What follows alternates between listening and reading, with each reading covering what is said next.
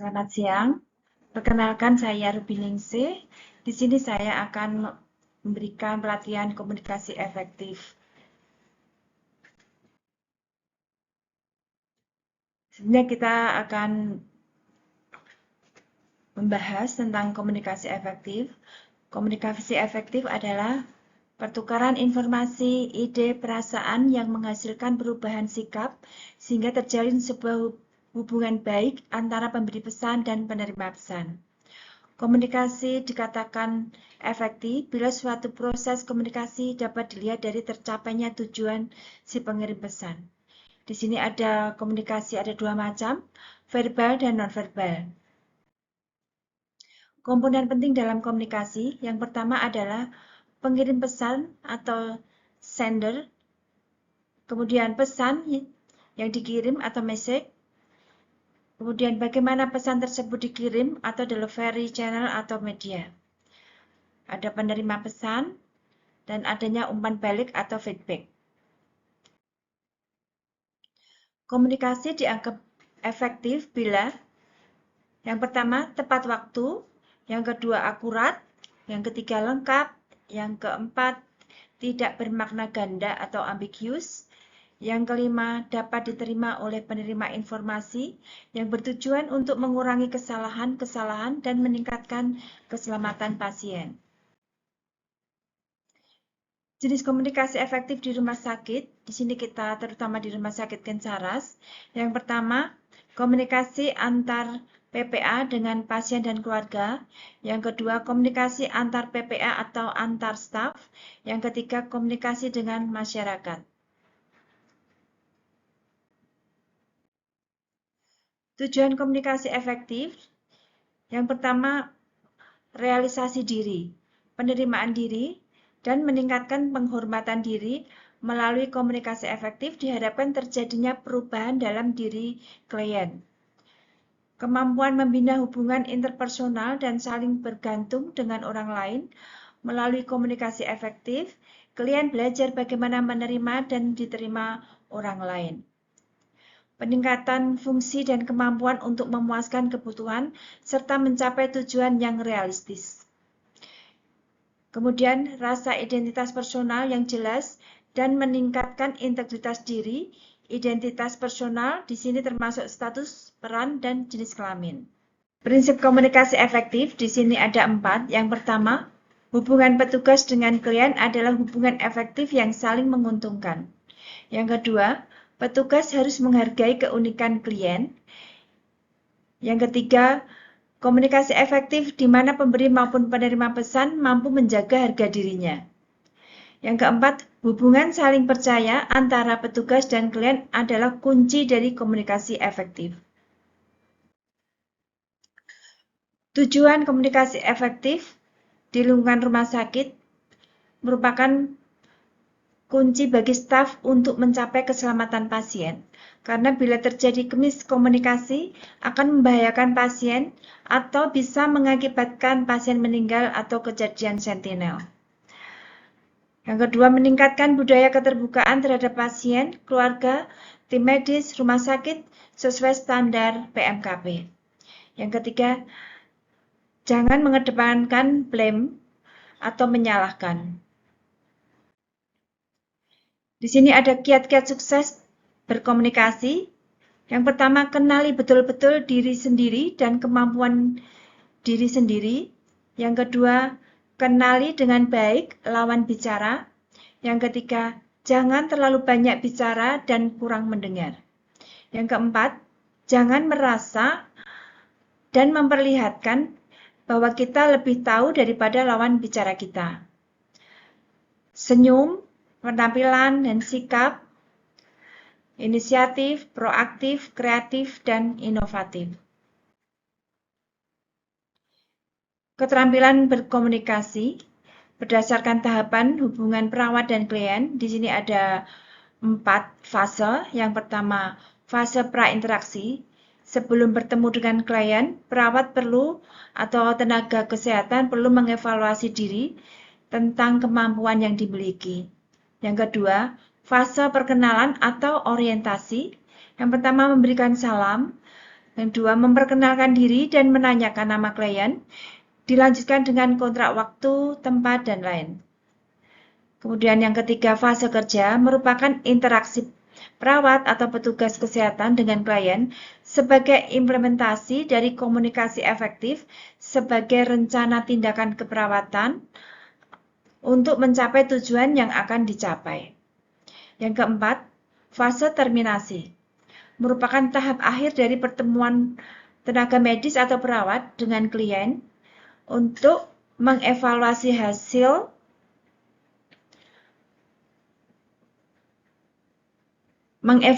hasil tindakan sebagai tindak lanjut, evaluasi pemahaman, eksplorasi perasaan, kontak yang akan datang. Dasar-dasar, di sini ada dasar pelayanan dalam berkomunikasi. Yang pertama, keyakinan, rasa percaya diri akan kemampuan. Yang kedua, hati atau heart, dengan melakukan tindakan dengan tulus atau dengan antusias. Yang ketiga, mental di dalam pelayanan, dengan sepenuh hati, dengan tujuan memuaskan pelanggan, membahagiakan pelanggan, untuk tercapainya kepuasan atau pelayan prima, dengan berikan pelayanan yang service excellent. Tips komunikasi efektif. Penyebab 90% dari orang gagal dalam berkomunikasi adalah karena kegagalan dalam membina hubungan baik dengan orang lain. Di sini pentingnya sekali membina hubungan baik dengan orang lain. Kita lanjutkan dengan materi yang kedua, komunikasi efektif dalam multidisciplinary rounds. Metode komunikasi efektif dalam MDR di sini adalah pola atau teknik komunikasi efektif yang harus dilakukan oleh semua PPA terkait untuk pelaporan atau berkomunikasi dengan teman seprofesi atau antar profesi interdisiplin ilmu untuk menghindari kesalahan komunikasi dan bertujuan agar dapat memberikan pelayanan yang baik bagi pasien. Hal-hal yang perlu diperhatikan, adanya ancaman hukum bagi tenaga kesehatan. Di zaman sekarang sudah dimulai untuk menghindari bagaimana sebaiknya strategi dalam pemberian asuhan kepada pasien.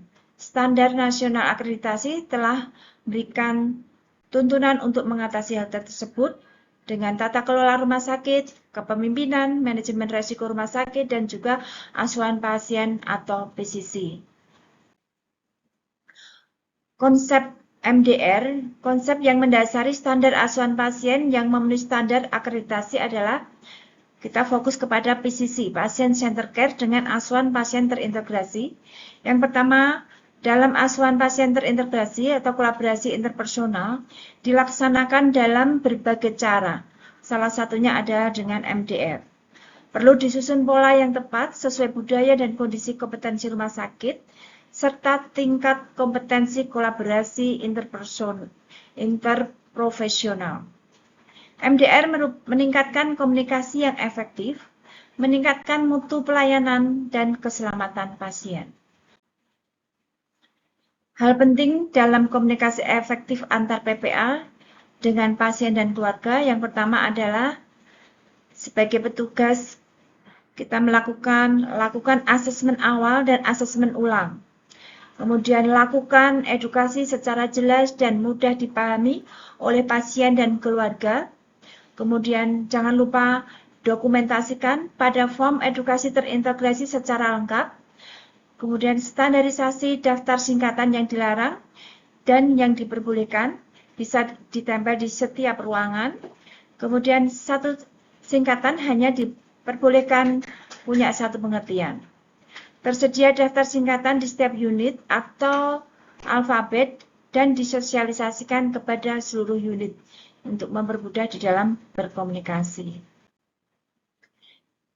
Kita bisa lihat di bagian di sini, fungsi dari komunikasi efektif sangat bermanfaat antara keterkaitan kolaboratif di dalam berkomunikasi. Kita fokus kepada pasien dan keluarga pasien. Di sini ada beberapa PPA terkait saling berintegrasi untuk pelayanan fokus kepada pasien dengan DPJP, apoteker, dietetis atau ahli gizi, PPJA, dan mungkin PPA yang lain. Yang dilakukan dengan tugas mandiri, kolaboratif, tugas delegatif. Sesuai PPA berkompetensi, profesi, dan kompeten untuk berkolaborasi secara interprofesional. Dan di sini kita perlu ingatkan lagi bahwa kita di dalam melaksanakan pelayanan di rumah sakit, kita harus fokus kepada PCC atau Patient Centered Care. Di sini kita bila ada kasus di dalam berkomunikasi, terlebih di dalam melayani pasien, DPJP adalah sebagai clinical team leader dari pelayanan pasien. Asuhan pasien terintegrasi, adanya keterlibatan dan pemberdayaan pasien dan keluarga, DPJP sebagai clinical leader, PPA sebagai tim kolaborasi interprofesional, asuhan terintegrasi, gizi, farmasi. Kemudian CPPT, catatan perkembangan pasien terintegrasi, ini secara manual seperti dulu pernah kita lakukan, yang seperti saat sekarang ini kita sudah berjalan dengan program ERM.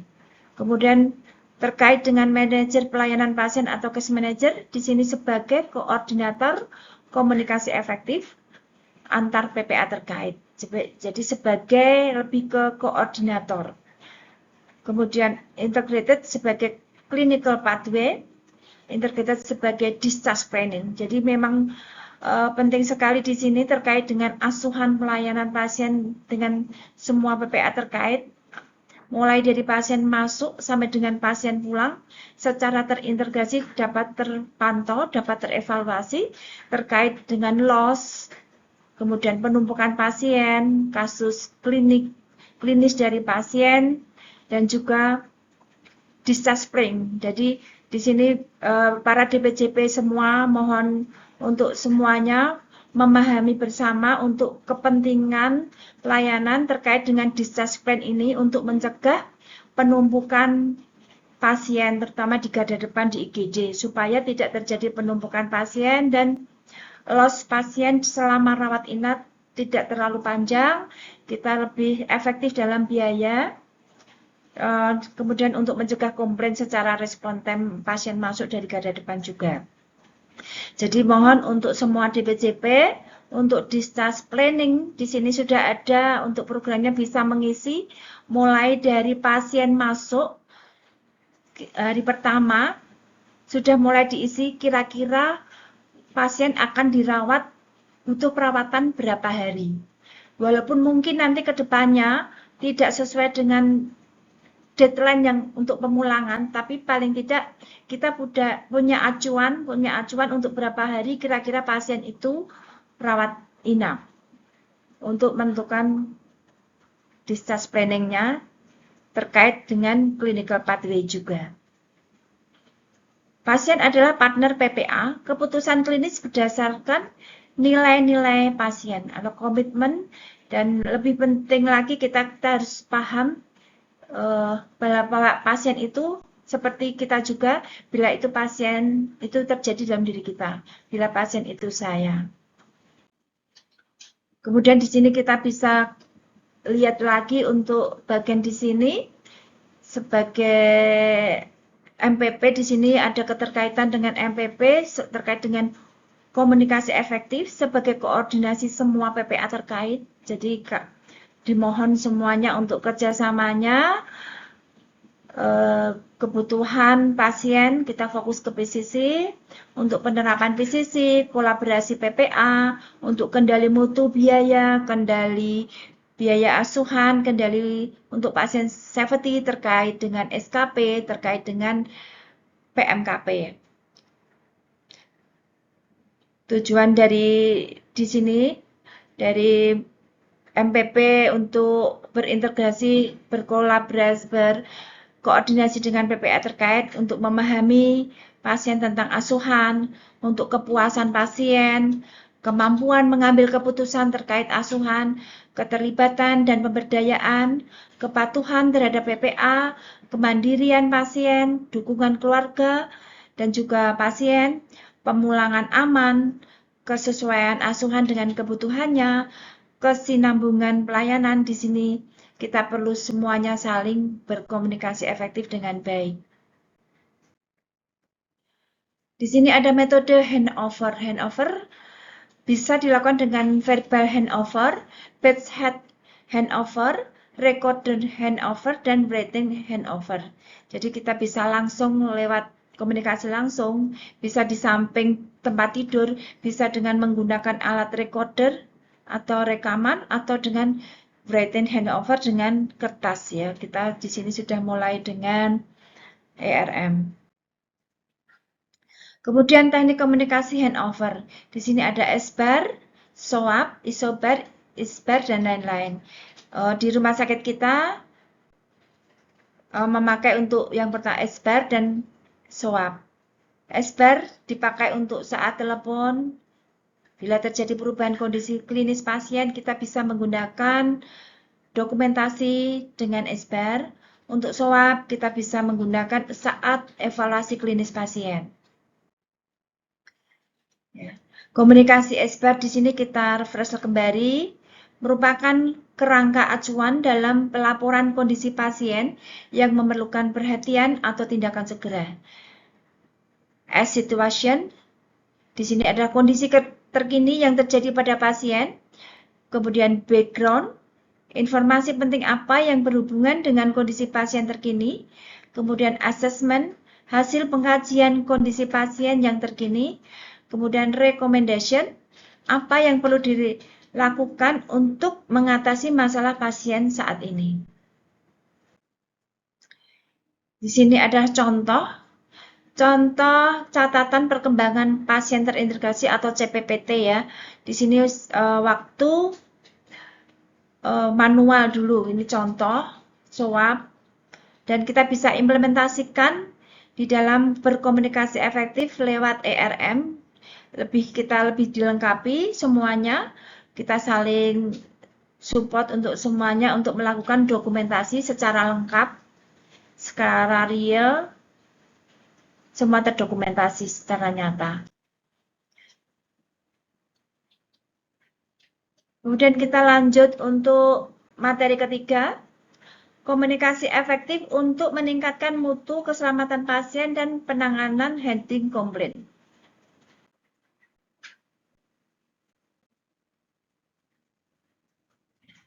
Di sini terkait dengan mutu dan keselamatan pasien, terkait dengan SKP ya. Kita kembali ke sasaran keselamatan pasien. Yang pertama, mengidentifikasi pasien dengan benar. Yang kedua, meningkatkan komunikasi yang efektif. Kita sudah fokus di komunikasi efektif. Terus kemudian ketiga, meningkatkan keamanan obat-obatan yang harus diwaspadai. 4, kepastian tepat sisi, tepat prosedur, tepat pasien operasi. Kemudian 5, mengurangi risiko infeksi akibat perawatan kesehatan. Yang keenam, mengurangi risiko cedera pasien akibat jatuh. Apa sih keterbukaan terkait peningkatan mutu dan keselamatan pasiennya? Ini sangat penting sekali. Keterbukaan yang meliputi permintaan maaf dan penjelasan tentang apa yang sebenarnya telah terjadi kepada pihak pasien yang mengalami suatu insiden. Komunikasi ini melibatkan profesi kesehatan pasien atau keluarganya, tetapi tidak dengan lawyer atau kuasa hukum. Tujuan dari keterbukaan di sini adalah meningkatkan budaya perihal keterbukaan terhadap pasien, meningkatkan mutu dan keselamatan pasien, mengetahui kebiasaan yang terjadi di Indonesia, mempertimbangkan langkah-langkah ke arah keterbukaan yang berimbang bagi pasien dan dokter atau rumah sakit. Mengapa perlu adanya keterbukaan? Yang pertama, merupakan hal yang dikehendaki pasien. Jadi pasien butuh sekali adanya keterbukaan dari rumah sakit, petugas kesehatan. Terus kemudian secara etik dan moral merupakan hal yang dibenarkan. Mengurangi biaya perkara hukum. sarana untuk memperoleh kembali kepercayaan pasien. Kemudian, hal yang diinginkan pasien adalah diberitahu tentang masalah keselamatannya sehubungan dengan kecelakaan yang menimpa dirinya bila terjadi suatu masalah atau insiden, pengakuan perihal penderitaan yang mereka alami sebagai curhatannya, apa yang menjadi keluhannya, ungkapan penyesalan dan belas kasihan dari pihak rumah sakit atau petugas di sini, kemudian penjelasan faktual tentang apa yang sebenarnya terjadi pada dirinya. Jadi butuh adanya keterbukaan. Rencana yang jelas tentang apa yang dapat dilakukan secara medis untuk menanggulangi penderitaannya dan memperbaiki keadaan. Di sini ada macam-macam keterbukaan terhadap pasien sehubungan dengan jenis insiden ya, terkait dengan peningkatan mutu dan keselamatan pasien. Teman-teman semuanya sudah tahu dan ini setiap hari, setiap saat akan menemui. Mohon bisa dilaporkan ke tim PMKP. Dengan banyaknya jenis insiden, ada KNC, kejadian nyaris cedera, KTD, kejadian tidak diharapkan, KTC, kejadian tidak cedera, KPC, kejadian potensial cedera, kemudian sentinel ya, ini yang paling tidak diharapkannya sentinel, ini bisa terjadi sampai dengan kematian. Mohon untuk semuanya bila terjadi insiden apapun dilaporkan ke bagian tim PMKP. Keterbukaan wajib lapor, wajib dilaporkan atau dikomunikasikan untuk tujuan tindak lanjut dan perbaikan. Di sini bukan untuk blaming, jadi kita lebih ke mencari benang merahnya untuk mendapatkan servis yang baik untuk peningkatan mutu dan keselamatan pasien. Ini adalah kemungkinan yang terjadi bila tidak terjadi pelaporan atau terjadi insiden fatal, bisa terjadi kemungkinan komunikasi yang tidak mematuhi standar keselamatan pasien akan menyebabkan insiden sampai dengan pasien meninggal. Komunikasi efektif dalam handling komplain. Di sini kita harus benar-benar memahami untuk mencegah handling komplain. Kita bisa memberikan service excellent. Biasanya pasien mudah sekali dengan emosi, banyak komplain, saya mau komplain. Terus kemudian kita harus segera responi dengan segera sehingga komplain tersebut tidak berkepanjangan. Dan tidak sampai ke luar rumah sakit atau sampai ke media sosial. Jadi komplain di sini adalah suatu ekspresi perasaan ketidakpuasan terhadap suatu organisasi atau perusahaan terkait dengan produk atau standar pelayanan atau proses penanganan komplain itu sendiri, di mana respon atau solusi diharapkan oleh customer secara langsung ataupun tidak. Mengapa komplain bisa terjadi? Biasanya karena pasien atau keluarga atau konsumen itu karena frustasi, bingung, mempertahankan ego, tidak memahami situasi, gangguan perasaan, pengaruh minuman atau obat-obatan, tidak mengerti, suasana hati yang tidak baik, tergesa-gesa. Di sini kita sebagai petugas atau pemberi layanan kesehatan harus benar-benar memahami. Jadi di sini pentingnya kita melakukan asesmen sebelum melakukan tindakan ataupun komunikasi efektif.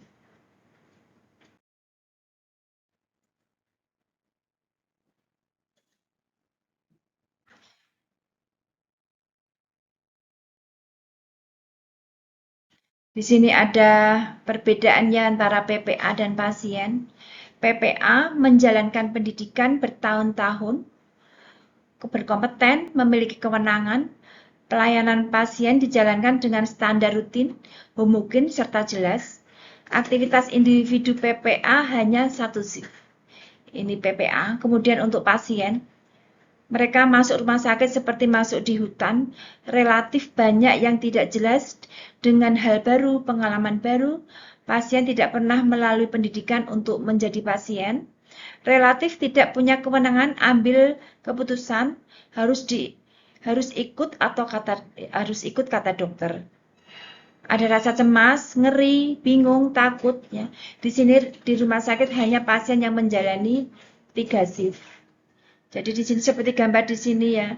Kita bisa bayangkan itu mengapa komplain bisa terjadi, mengapa insiden bisa terjadi, kita bisa pahami karena memang ada perbedaan di antara PPA dan pasien. Jadi kita PPA ubah paradigma melayani pasien menjadi berpartner dengan pasien. Di sini kita tipe orang komplainnya. Tipe orang komplain yang pertama ada sifat beberapa pasien atau konsumen. Mereka memiliki beberapa tipe. Yang pertama aktif complainer, paham haknya, asertif, percaya diri, menyampaikan komplain kepada rumah sakit yang bersangkutan, cenderung langsung menginformasikan dan cari solusi atau komplain. Yang kedua, inactive complainers. Lebih suka menyampaikan komplainer kepada teman, kerabat, dan orang yang dikenalnya daripada kepada rumah sakit. Kemudian cenderung langsung berganti rumah sakit dan tidak kembali ke rumah sakit yang membuat mereka kecewa. Kemudian yang ketiga, hyperactive complainers. Selalu komplain terhadap siapapun dan terhadap permasalahan apapun. Kadang kasar dan agresif, hampir tidak mungkin dipuaskan.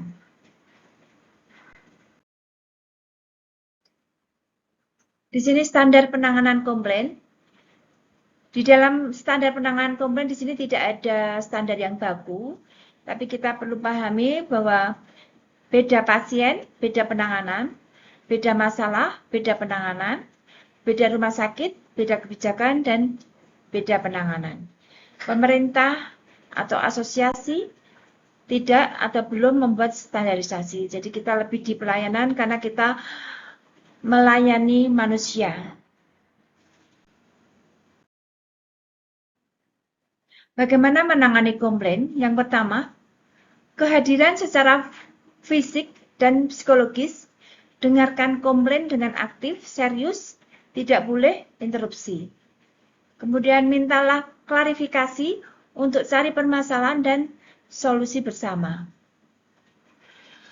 Responi segera, jangan ditunda-tunda dengan memberikan rasa empati.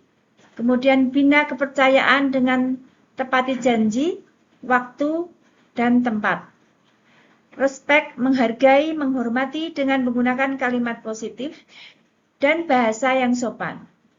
Kemudian jaga privasi atau kerahasiaan. Kemudian hindari penyalahgunaan atau pelanggaran dengan penanganan komplain secara profesional. Kenali rasa frustasi pelanggan, miliki power atau sebagai advokasi, cari mediator bila diperlukan, permintaan maaf dengan tulus, akui kesalahan bila kita yang melakukan kesalahan. Hindari pengacara kecuali dengan kasus terpaksa. Jadi kita di sini ada prinsip di dalam penanggulangan komplain, ada prinsip metode ABC dalam komunikasi penanganan komplain. Yang pertama A atau apologis, minta maaf terlebih dahulu. B atau briefing, menerangkan kejadian secara ringkas. C atau concerned, perhatian terhadap kejadian dan akan memperbaiki segera untuk upaya peningkatan mutu yang berkesinambungan. Harapan dari komplainer, kita harus pahami juga bahwa mereka butuh harapan yang sangat besar. Yang pertama, solusi dan informasi, ingin diperhatikan secara serius, pelayanan yang lebih baik, permintaan maaf dengan tulus, kompensasi finansial bisa terjadi dengan bebas biaya atau ganti rugi, jaminan kejadian serupa tidak terulang lagi, sanksi hukuman bagi pemberi layanan yang tidak memuaskan atau merugikan. Kita fokus di gambar ini, ada gambar komunikasi ya, kita di dalam berikan komunikasi efektif. Jadi komunikasi berkaitan dengan pelayanan, kita fokus dengan lebih banyak mendengarkan daripada berbicara. Seperti Tuhan memberikan 2 telinga dan 1 mulut.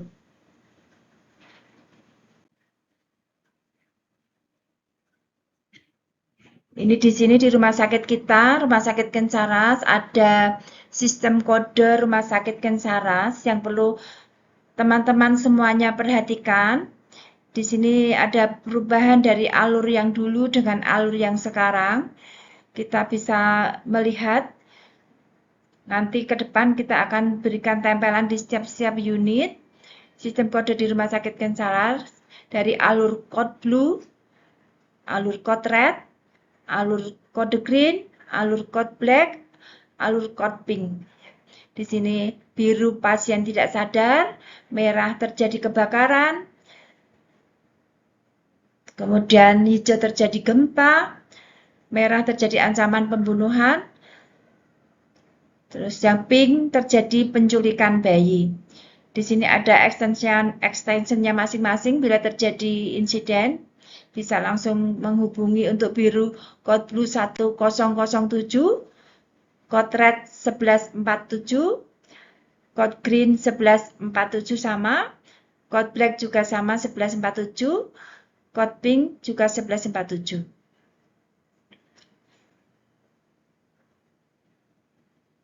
Untuk jadwal tim bencana kebakaran, gempa, code green dan code red, mohon untuk semuanya rutin diisi sesuai dengan shift masing-masing tiap unit dari pagi, siang, malam. Mohon disesuaikan untuk setiap unit, setiap shift diisikan penanggung jawabnya. Bila terjadi code blue, code red, code green, code black, code pink, atau code blue, bisa menghubungi 1139 sebagai komunikasi efektif untuk menyampaikan bila terjadi insiden atau sistem kode di Rumah Sakit Kensaras. Terima kasih untuk perhatiannya. Semoga dengan materi ini bisa bermanfaat untuk teman-teman semua ke depan. Selamat siang. Semangat.